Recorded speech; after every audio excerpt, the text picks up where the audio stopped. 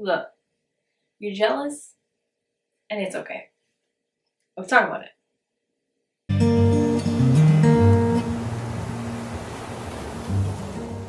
We live in a day and age where social media reigns. And fortunately and unfortunately, social media is a beast that takes us on the inside perspectives of people's intimate lives that otherwise no other area in history has ever experienced such information overload, not just on wisdom and schooling and education, but just basic things like people's lives, people's intimate lives, of people's, you know, lax days look like, this the day-to-days of people's everyday lives. We've never had that information before. So jealousy, I believe it's becoming something that is not as taboo, that's not as uncommon, unfortunately. We've all experienced some level of it, and I think it's normal because the way that life is shifting now, because of the times that we live in, because of the technologies that we have access to, because of the information now that we have access to. Our minds are having to adjust to all this information intake and new education, new ways of living, new ways of thinking, and new ways of approaching just day-to-day, because our day-to-day now includes viewing, hearing, and listening to information about other people's day-to-days. So new education and new ways of coping with just the way life is now is gonna be so much more important, which is why I'm making this video, which is why YouTube and social media just as a whole is a two-edged sword. It's so powerful, but it's also so dangerous. So today we're gonna be talking about jealousy and just really breaking it down and getting a better perspective on what contentment really means, what it looks like, and how to be a student, not of the world, not of other people's lives, not of your favorite YouTuber bloggers, not of your friends' lives, but how to become a student of your own life, your own history, and your own future, and studying your own analytics, studying your own algorithms, and mastering those for optimum success. So the reason this topic is coming up is because I am not exempt from feeling jealousy, but like I just said, I have dedicated myself to becoming a student of Clarece Leona Creighton, not a student of everybody else. And so a couple of days ago, a week or so ago, for the whole month of, up until a week ago, the end of July and most of the month of August, I was kind of feeling not my best. Like, I was feeling really just really sensitive and kind of insecure. A lot of people around me, a lot of people in my life were experiencing just like really crazy manifestations, new jobs, awesome jobs like in entertainment industry, just in really awesome fields. Lots of people, like people that I know, are getting like big fat checks, even some checks out of nowhere. Like, it just, to me, I had put this lens on that everyone around me was manifesting their blessing, was manifesting their prayers, was manifesting their dreams and their goals, and just experiencing success. So it just looked, to me, I had this lens that everybody around me was moving forward and just experiencing freaking miracles, and I wasn't. So the first thing that we have to do, if we're becoming students of ourselves, is we have to, first of all, acknowledge how you're feeling instead of suppressing it, because that is what that's what births jealousy, really, because jealousy is just an outward manifestation of insecurity. I know that stung. I know it's them. I know they got this, they got that, but in reality, what jealousy is just this like freaking bow and arrow that you point towards them, but it comes right back to you, because jealousy is just feeling that you're missing out on something else that somebody else has that you don't have. So what it is just you feel a lack in yourself in a particular area that somebody else has, in your eyes, experienced a gain. So number one is admitting that you feel jealous. And then number two is the question that you have to ask yourself is, am I jealous of this person because I feel that I deserve what they got? When you ask yourself that question, it's so specific, and it then makes you really open up your eyes to clearly see the root of why you're feeling jealous. Because, for example, like, I'll just use my own self as an example. Like, I was kind of feeling a little jealous. One of my friends had got like more than one job opportunity in a particular field, and I was really happy for them. However, you know, I don't know, I just felt kind of like jealous, right? I was like, what? So then when I sit down and I ask myself the question, am I jealous because I feel that I should have received the thing that they got? Number one, the job opportunities that they got were in a field that I'm not even interested in. You see where I'm going with this? Yes, it was in a field that first of all, I'm not even in that industry. It was a completely different industry that I'm not even interested in at all. It was a job that I would not apply for. It was a job that I wouldn't do. Was it a cool job? Yes. Was it a job that was perfect for them? Yes. Was it a job that they had been dreaming and hoping and crying and praying for? Yes. So that first question is the thing that I'm jealous of. Am I jealous of this person because I feel that I should have gotten the thing that they got?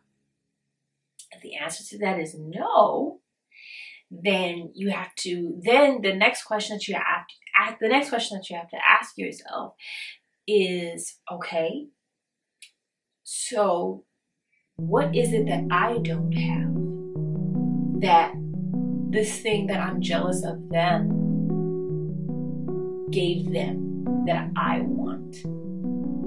Okay. So basically, in simple terms, well, what insecurity do I have about myself or my life that this person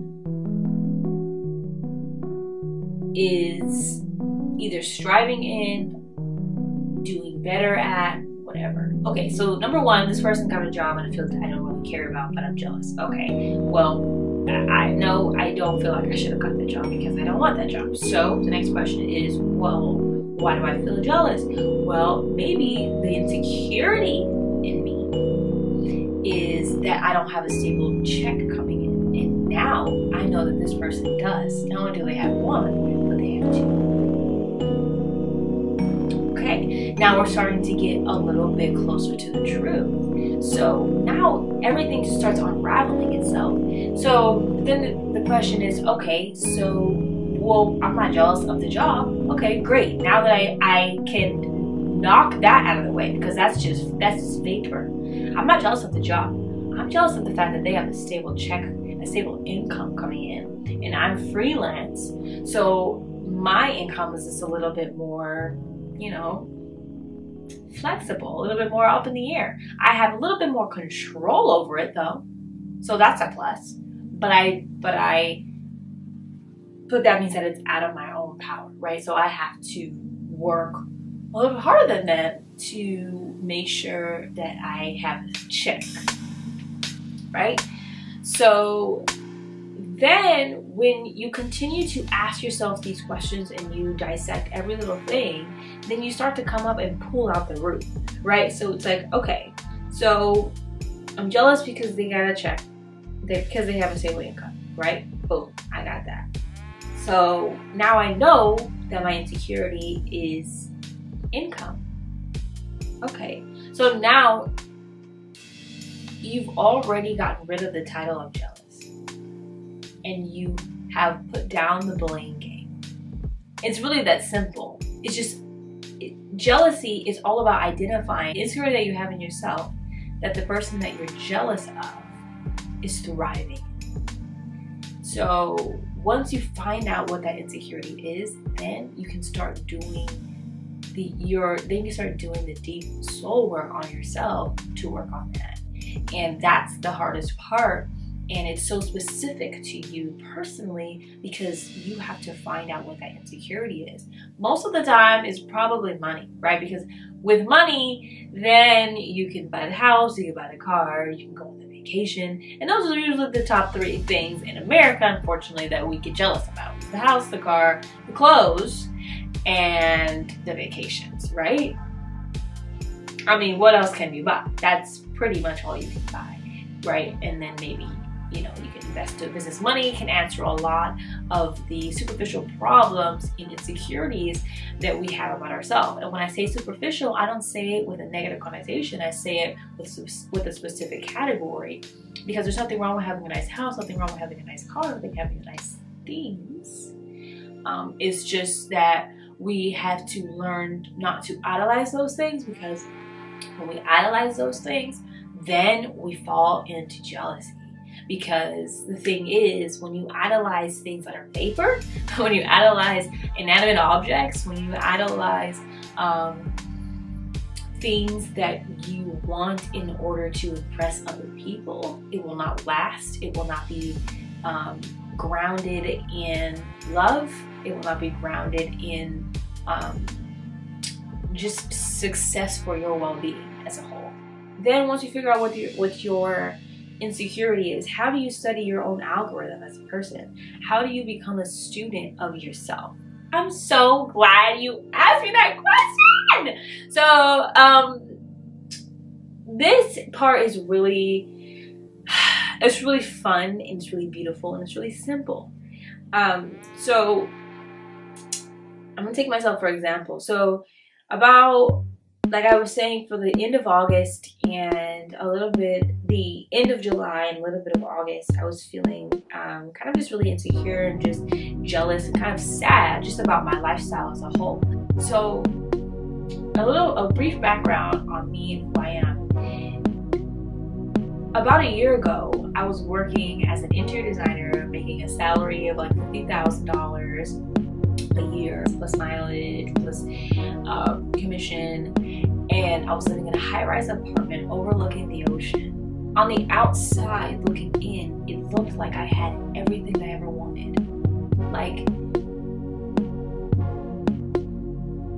me, at the vulnerable state that I was about a month ago, would have been jealous of someone who was living the lifestyle that I was living. Just from an outside perspective, right? Because usually that's all we really get with people. That's all we really get with people that we are normally jealous of.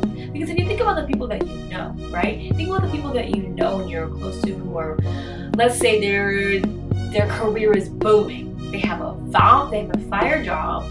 They're working in like the perfect industry, like their dream industry. They're making really good income. But you know that person's life.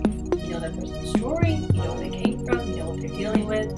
You know their insecurities. Like, this is your close friend. You is not jealous about nothing they got. It doesn't matter how much money they make. It doesn't matter what kind of car they drive. It doesn't even matter what kind of boyfriend, girlfriend they get. You're not jealous because you know the real story. You know how they're managing it. You know how they're coping. You know their depression, their depressive tendencies. You know maybe how hard they work to get that. You know the inside information that 98% of the time we don't get from people that we follow on social media.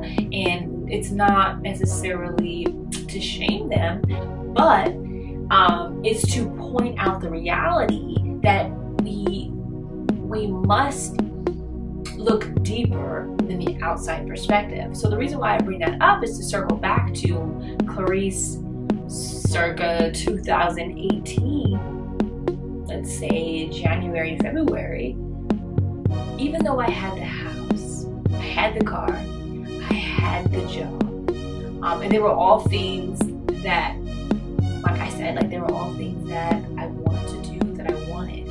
I was the most miserable, the most depressed, the most unstable mentally that I think I've ever been in my life.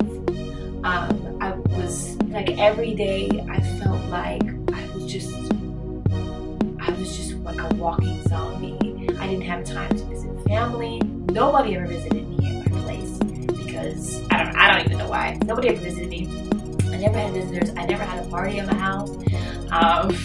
This beautiful house that I had, nobody ever came over. Nobody spent the night. Like, I was so depressed, but I had everything I guess I wanted, right?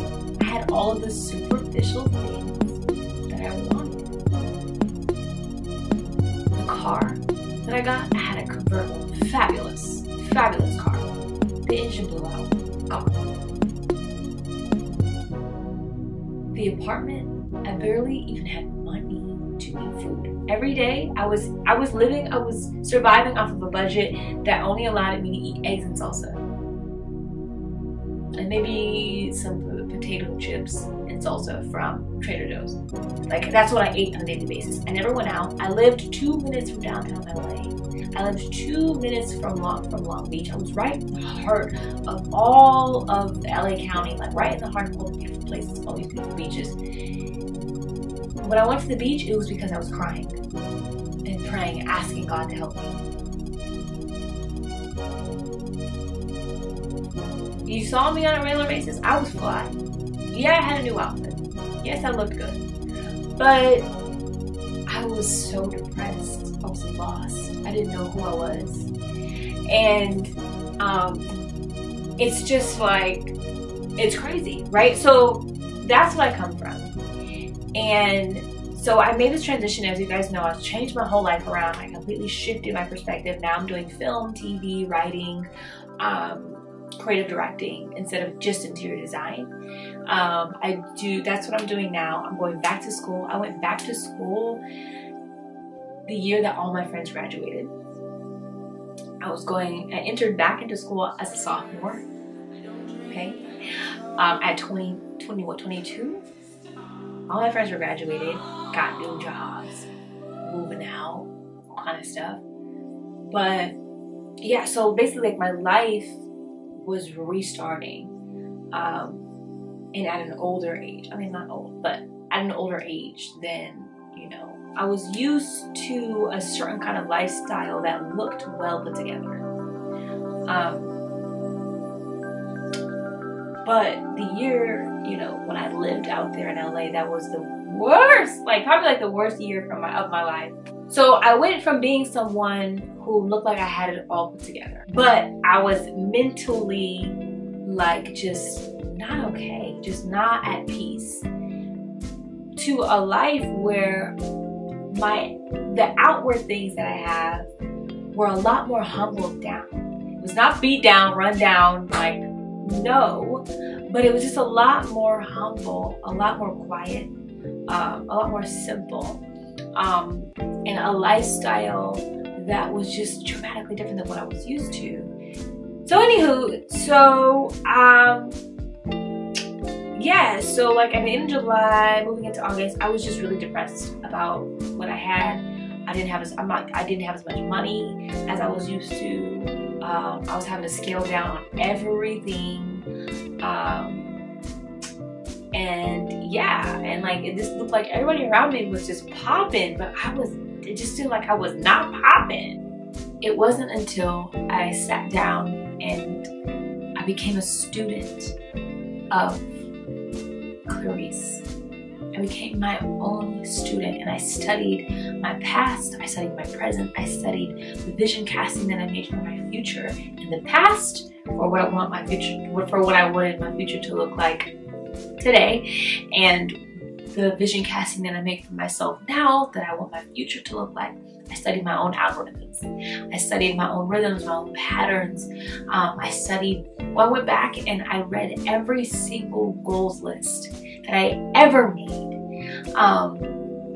And I also went back and I studied and I remembered the prayers that I prayed to God for the kind of lifestyle that I wanted to live, the things that I asked Him for, the things that I wanted, the characteristics that I wanted. I remember specifically on my prayer list, a consistent thing that was on my prayer list since like 2016 up until 2018 was to be mindful, was to be at peace, was to have a sound mind, and was to be like present, like happy and content and joyful in and with my present, but still with the drive to move forward and to grow and to excel and to succeed in future endeavors and things like that. And literally that was a consistent prayer. Like I remember like when I would even pray, I remember even like praying for that and kind of being mad, like how come I'm not there yet? And when I sat down and I became a student of Clarece, I realized this beautiful but powerful truth about who I am, about where I am today. And the truth was that after all my study, my hypothesis or conclusion was that I was literally living, walking, breathing, and sitting in my blessing that I prayed, asked God for, and literally dreamt about. Like, so it's just crazy. The most important thing to me was my core, was my mental health. I am so at peace. I'm so filled with joy and just gratitude and confidence in who I am, confidence in my identity, confidence in my future, confidence in my calling, confidence in myself just as a woman, as a friend, as a sister, aunt, a daughter. Just so confident in who I am, more than I have ever in my entire life. And if someone were to ask me, would you rather have a staple check of, you can even say $10,000, or have the mental peace that you have now? I mean, that's not even a question. Give me the check. No, I'm just kidding. I would obviously 100 times over choose to be at peace, because then when the money does come, like the big money comes, I'll be able to sustain it, and I'll be able to sustain a healthy confidence, a healthy lifestyle that doesn't get swayed by money, that doesn't get swayed by influence, that doesn't get swayed by what other people think of me. I'm unmoved and I'm a solid rock in who I am. And so basically, to wrap everything up in a burrito, you have to become a student of you. It's time to stop researching how that YouTuber made it, how that Instagrammer made it, how that person became the business owner that they are, or however. It's time to start studying, who are you? What do you want? What have you asked for that you've accomplished? Like, what things in your life are you walking in now that you prayed for before that you aren't recognizing, that you aren't giving the proper gratitude to, that you're not giving the proper attention to? So that's why mindfulness is so important, because when we sit down and reflect on our lives, on the things that we prayed for, on the things that we have set goals to achieve, what is a goal that you don't even know that you've reached? Like, it's not a goal. It's just vapor. If you're not going to take the time to study your own analytics and to monitor how you're doing and to monitor your success, to monitor your progress, that is so important. So basically what this is just so good. This is so good. Become a student of you. Become a student of who you are. And when you do that, you eliminate doubt, you eliminate worry, and you eliminate the most important thing that causes jealousy, which is insecurity. Because an insecure person is just a person who just hasn't figured out how to get what it is that they don't have yet. Because insecurity is also stemmed from lack of whatever it is that you don't have. Oh, you're insecure about your appearance. Okay, that means you lack confidence. It doesn't mean that you're ugly, it means that you lack confidence. So once you figure out how to gain confidence, then you eliminated that insecurity. Or you're insecure about how much money you make, okay? It's not that you are broken and you're broke. No. First of all, eliminate that word from your vocabulary. You're not broke. The reality is that you have a lack of income, a lack of resource, and also a lack of strategy to achieve the kind of income that you want. And then once you realize that it's not that it's something that's permanent, it's something that can be changed, then you just start diving deeper and deeper and deeper. Just like we go onto these downward spirals on cat videos on YouTube, and you end up watching some crazy stuff. Go on a downward spiral into your own life, into your own history. How did you get that? Where did this insecurity stem from? Why is it that way? Who taught you that? Figure out all these things and dive deep into the archive of you. Dive deep into your own personal reservoir. Reservoir? Y'all know what I'm trying to say. Dive deep into it. Figure out who you are. Figure out what you want. And the way that you propel yourself forward is you celebrate yourself along the way. That's like your fuel. So I'm going to leave you guys with this. Number one, become a student of you. And the best way, the most powerful way to propel you deeper into self-study is to practice gratitude.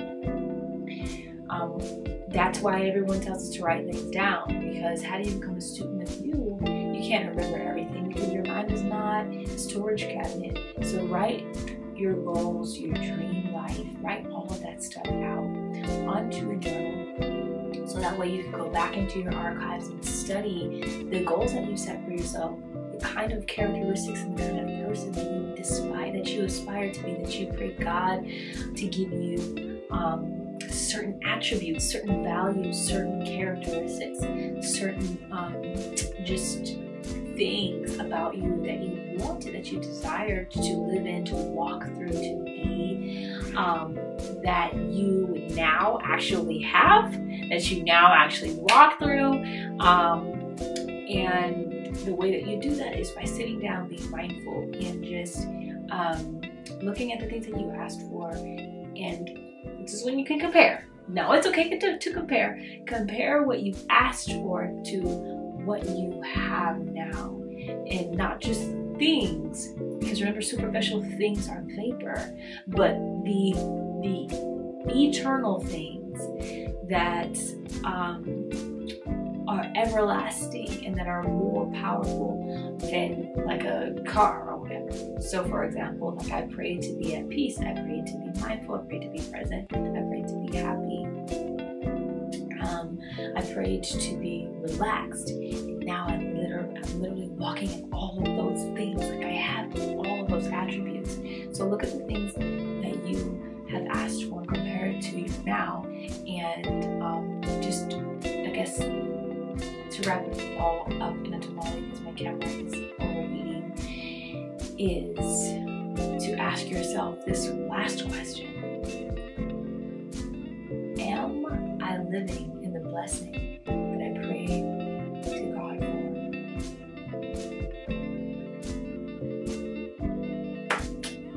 So, yes, I love you guys so much. If you are new and you made it this far, absolutely go ahead and subscribe so you can join us all on our journey to design a whole life that is perfect and complete and lacks nothing. Hit the thumbs up on this video if it helped you in any way. If you got any gems and nuggets, comment them down below so that way we can talk about it, discuss it further, and dissect this all the way out. I love you guys so much, and I will see you